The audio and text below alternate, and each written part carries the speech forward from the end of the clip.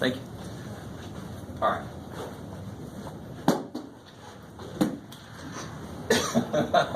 That shows so much concern for things. I'll see. All right. So, here's where things get interesting. Let me see if I'm roughly going the same way. Yeah, so good. I love it. All right.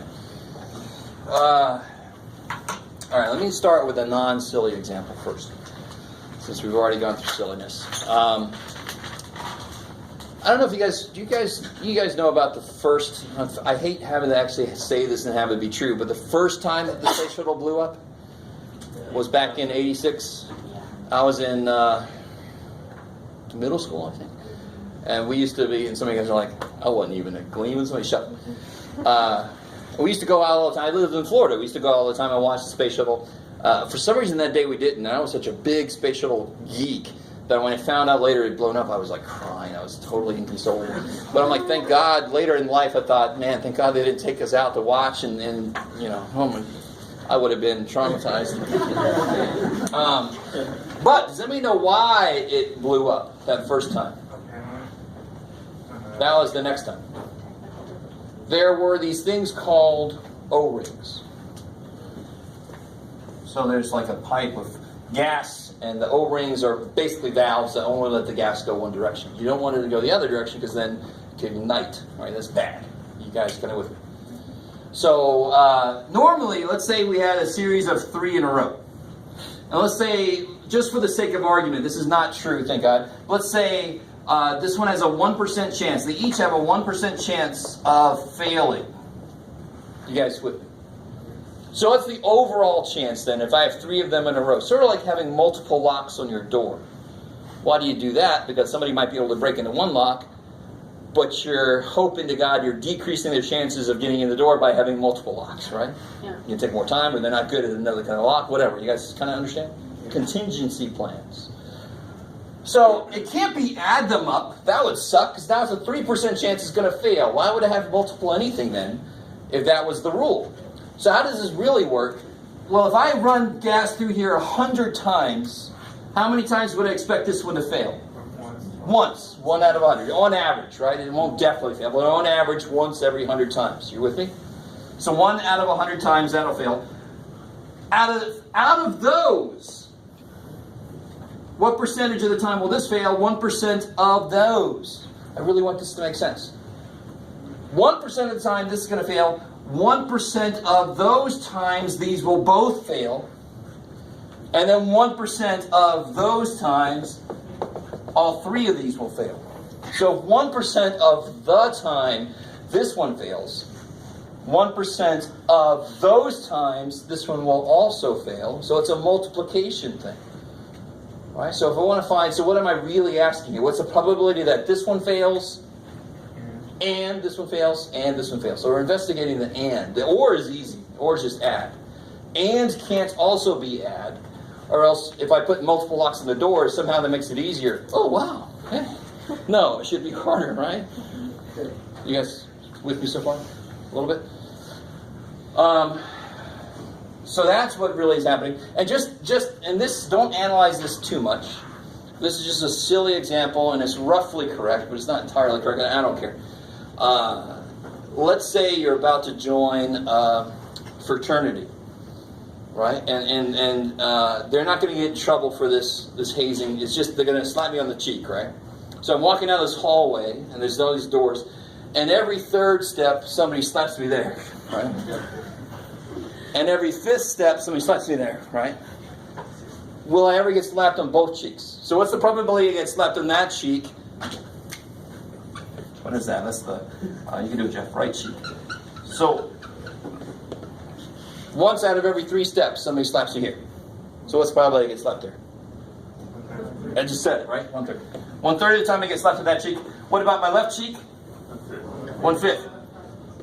So how often will I get slapped on both cheeks at the same time? 1/5. Yeah, because not just because it's multiplication, but every 3rd step, bam. Every 5th step, bam. What's the first time they overlap? On the 15th step. 3 goes into 15 and 5 goes into 15. I'm just beating myself up. Does that... I'm trying to explain in a weirdly fundamental, silly way why multiplication makes sense. I would multiply there to figure out when they meet, right? So that's why and it makes sense for that to be multiplication. Plus, when you multiply small numbers, something less than 1, the answer gets even smaller. And is supposed to be the mean bouncer. It's supposed to decrease and decrease your chances of getting it. I like it. So,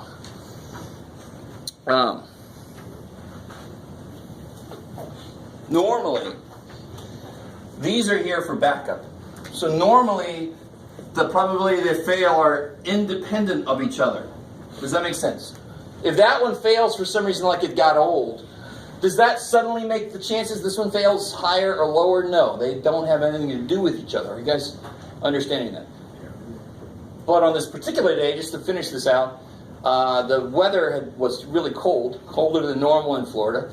Ice had formed on these rings, which caused them to be structurally less valid, right? So less viable. So that's increased the chances that they would die, and they all did. I mean, it increased it a lot.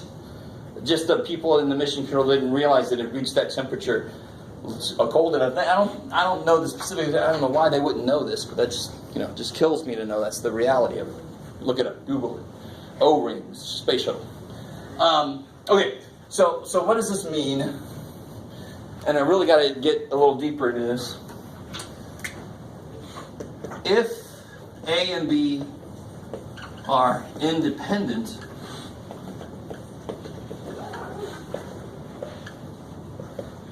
then the probability of A and B equals the probability of A times the probability of B.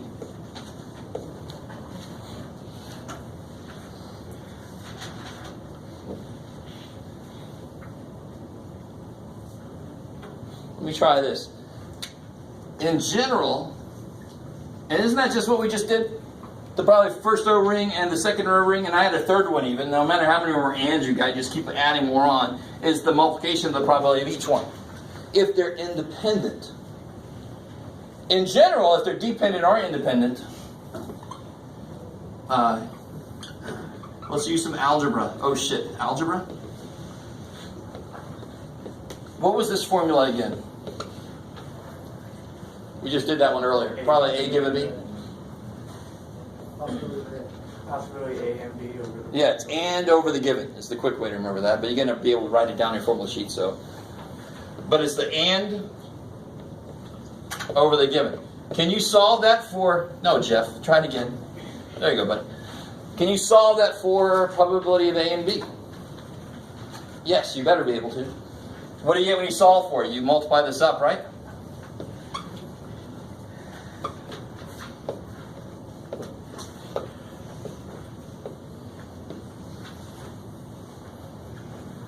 All right, let me let you absorb that for a second.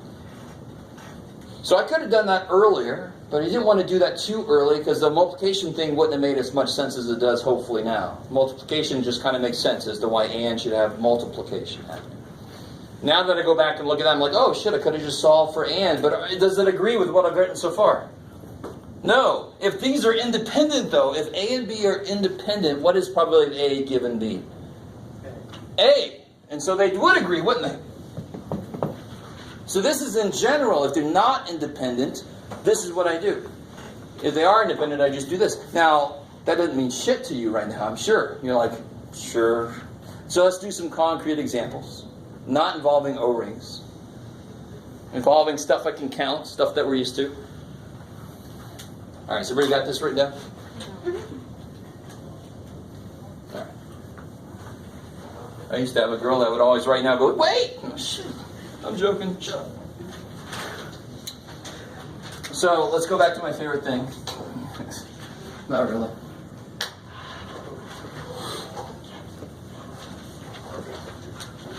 Whatever it is, marbles, poker chips, whatever. M&Ms.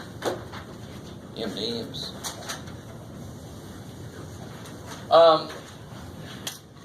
So now what we're going to do is we're going to pick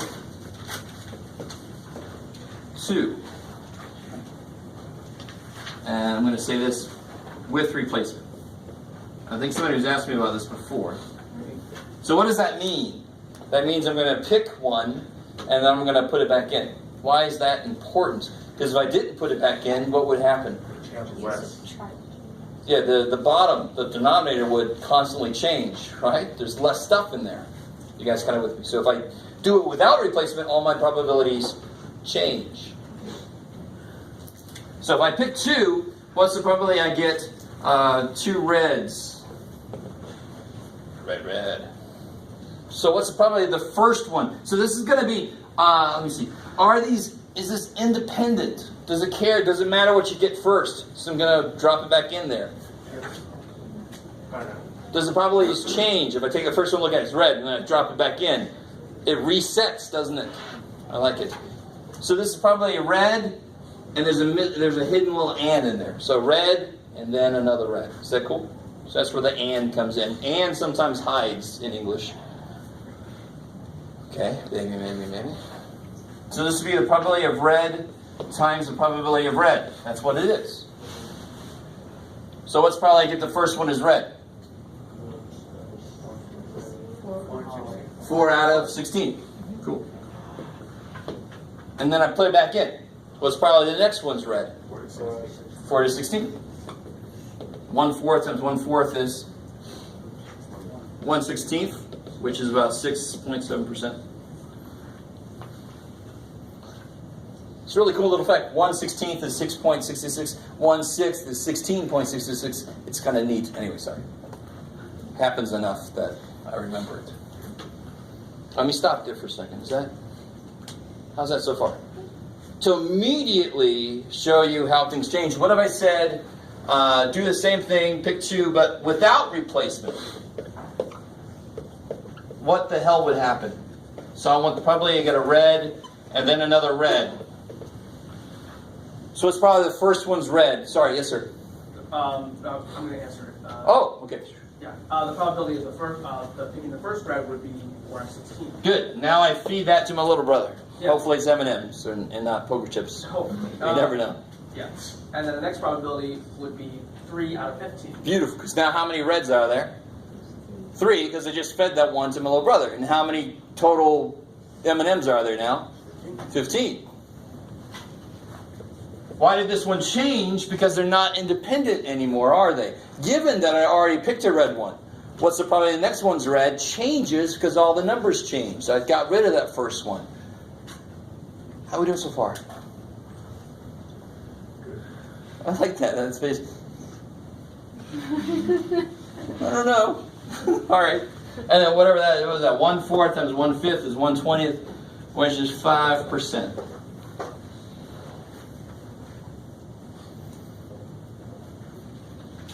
So it kind of makes sense. If I throw the first one away, if it's red, see how this one is higher probability. If I throw it away, it should be harder to get 2 red. If I put it back in, it should be a little bit easier. That's why this probability is a little bit higher. Let me stop there. Does that make sense? And we're finally, I don't know, I didn't make this point, but remember what would the sample space be here? Uh-oh, shit. What's the sample space? What's the sample space? Not how big is it, what is it? What could you do? Well, we could do red, red. Or? Red, blue. Red, green. Green, red. Green, blue. Green, green. Skipped blue. Oh, blue, red. Blue, blue, blue. Green. Remember what we said? Are they all equally likely? Yes. Are they? No. Why not? Because they're different. What's the least likely thing up here? Should be Red. 2 reds. We just calculated 2 reds. So if I do the probability 2 greens, my answer should be higher. So I can't just say probability 2 reds is 1 out of 9, right? Because they're not all equally likely. So at the time when we last talked about it, we didn't have a way to calculate it. Now we do. And you're all like, I could have lived without it, but I do it. So here, what about probability of, let's do, yeah, Jeff, make it a G there. Green and then a blue. With replacement. I'm putting it here, so it's with replacement. Try to do that. Don't say it out loud. Oh yeah, this is a room with no clock. Somebody left their Kindle. Oh.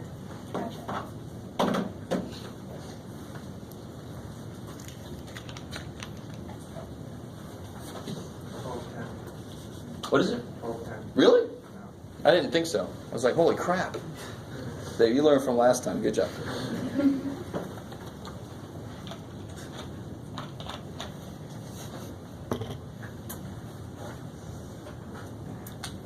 So it's probably, I do this little hangman game here, right? There's green, blue. There's two things. So I put two spots with the times in the middle. Why? Because it's and.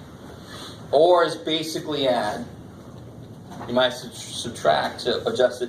And is basically multiply. You might have to adjust one of them if they're not independent. Do you see how that works? That's why I say basically or is add. And is basically multiply. There might be some little adjustments. Okay? Probably your first one's green. 7 and 16. Probably next one's blue. Yeah, because I put that green one back in, so there's still 16. So you get whatever, 35 over whatever the hell. Who is it? 13.7. Sure. And that was much more likely than two reds because there's more greens and blues. It's like, and what if I do the same thing without replacement? What would this become? So the first one, green, would still be 716, but then I throw that away. Yeah, there's still 5 blues, but now there's only 15, whatever the hell they are, M&Ms. 7 and 48, so like 14.9? I don't know, 14.5? 6? That's close enough for government work, so it's all right. I don't know if we've ever used that phrase before. I don't like it. I'm never going to do it again. Stay with me now.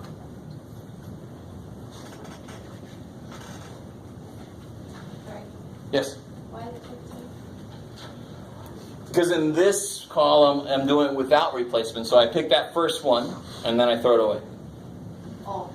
But why did the top change here? Because this is the probability the first one's red. So then I have less reds. But this one was green. The next one, there's still all 5 blues.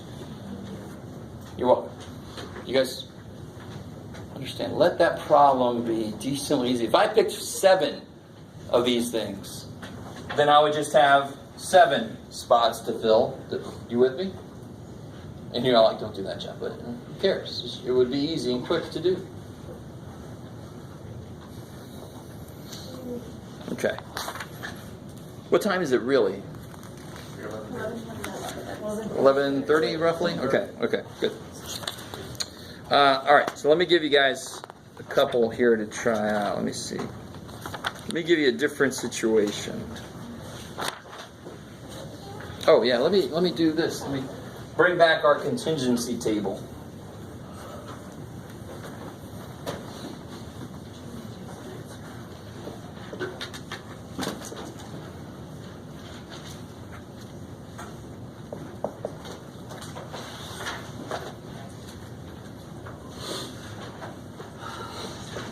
All right. So less than 30 years old, greater than equal to 30 years old. B and H, I don't know what those mean. Say 17, 3, 11, 20. Sure. Does it really matter what they are? No. Doesn't matter. I could have put A, B, C, D. Who cares? So what's the probability?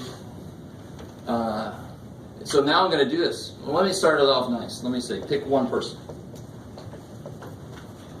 What's probably that they pick that it's B and less than 30. Okay, so that's picking one person, right?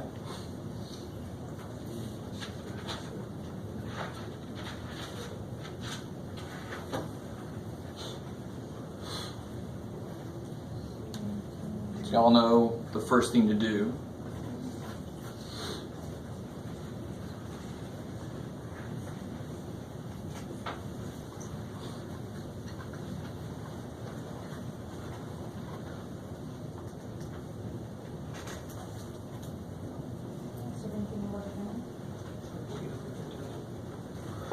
So yeah, so it'll be 28 here, right?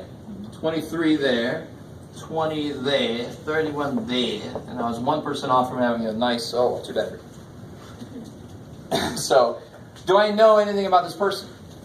I don't know a damn thing about this person. It's the probability that they're B and they're less than 30, right? So the bottom is still going to be, if I don't see the word given, or if I don't see something related to, you know that the person is this, given that they're this, then the bottom is going to be the total number always. It's only going to change, the bottom's only going to change if I'm given information. What goes on the top? Yeah, B and less than 30, 17. All right, 17 out of 51. 17 goes into 51. So that should come out to be 33.333. I think? Yes, cool. Yay, Jeff can do his job. Yay. All right, now, well, let me see. All right, let's see. All right, let's see if you guys can handle this. I want to show you once the correct way to force the formula here. Just because people always try to do it. I can't stop you. I told you don't. But I'm going to show you the right way to do it. Because every semester, a decent chunk of people try to. So I'm like, shit, let me at least show you once how to do it correctly. It seems weird. I'm picking one person, right? Not two. But I still have an and. So the formula for and still holds. So if I want to use the formula, and I highly recommend you not do it, but I'm going to show you how to do it correctly just because. The probability of B and less than 30, are they independent? I don't know. I don't want to take the time to figure out, so I've just got to use the general formula, so I cover my ass. So what's the general formula? It would be probability of B times the probability of less than 30 given B. All right, let me stop there for a second. If you look back at the formula, that is the formula. Look back at your AND formula, the general AND formula. That's what it says. You guys look really excited. So what's probability of B? 28 out of 51. Times. What's probably less than 30 given B? Given B, less than 30. 17 out of 28. Do you see what happens? Stay with me now. It's the same question as before, isn't it? I'm just doing it a different way. So it's got to come out to be the same stupid answer, right? It's got to. Sure enough, the 28's do what? And I end up with? It's the same number. Okay. That is the correct way to force the formula in a place where I'd say, why the hell would you do that shit? I want you to realize, this still should work. The formula has to work. It's more general. It always works. But that was a lot easier, wasn't it? Wasn't that a lot easier? Yes, because I got all the numbers. Probabilities are easy when I've got everything, all the situation laid out. Probabilities are easy. I don't need the formulas. I just count.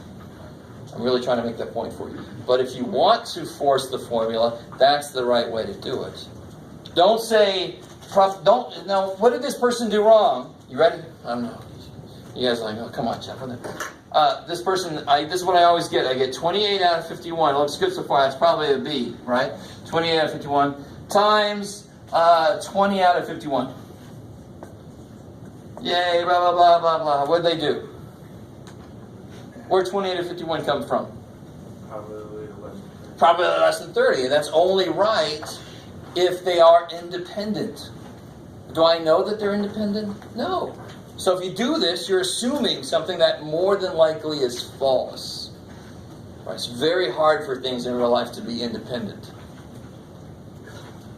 All right, maybe. So let's answer a more interesting question rather than doing this one wrong. Let me just go ahead and tell you, this is voting for Bernie, voting for Hillary. You haven't figured that out. Right? Are voting for Bernie and being less than 30, are they independent? If you follow the politics at all, you know that they are not. Even if you are less than 30 and you don't feel the burn. Stat says a lot of people are. Try not to let my politics shine through here. So how do I investigate? In general, how do I figure out if A and B are independent?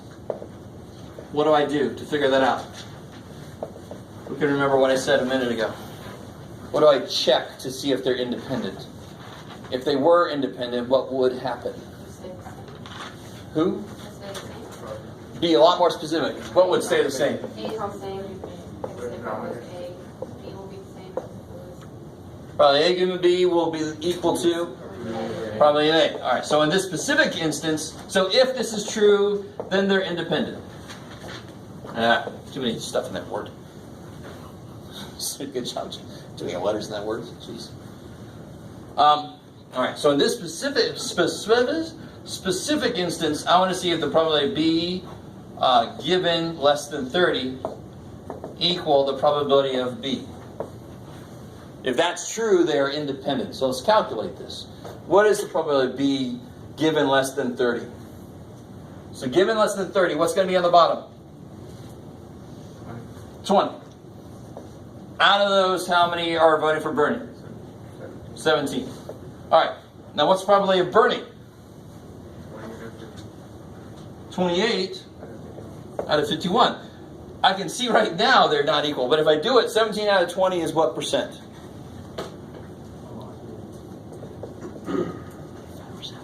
And 28 out of 51 is roughly 55% or something.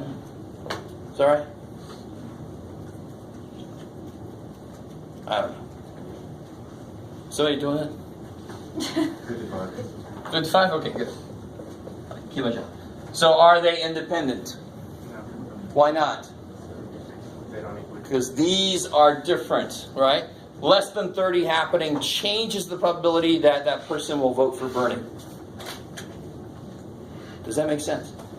They would be independent if these came out to be equal to each other, but they're not, so they are dependent. One happening changes the probability of the other one happening. I like it. Kind of with me. A little bit. And that's really where it's used a lot, is anytime we look at demographics. So at the school, we look at what's the probability somebody passes their math course given their age, given their ethnic background, given their whatever, right? Because then we can focus on, is there a problem somewhere that we need to focus on? So it's really the same exact idea as conditional probability. What's the probability they'll pass given that they are this kind of student? Okay. Oh, cool.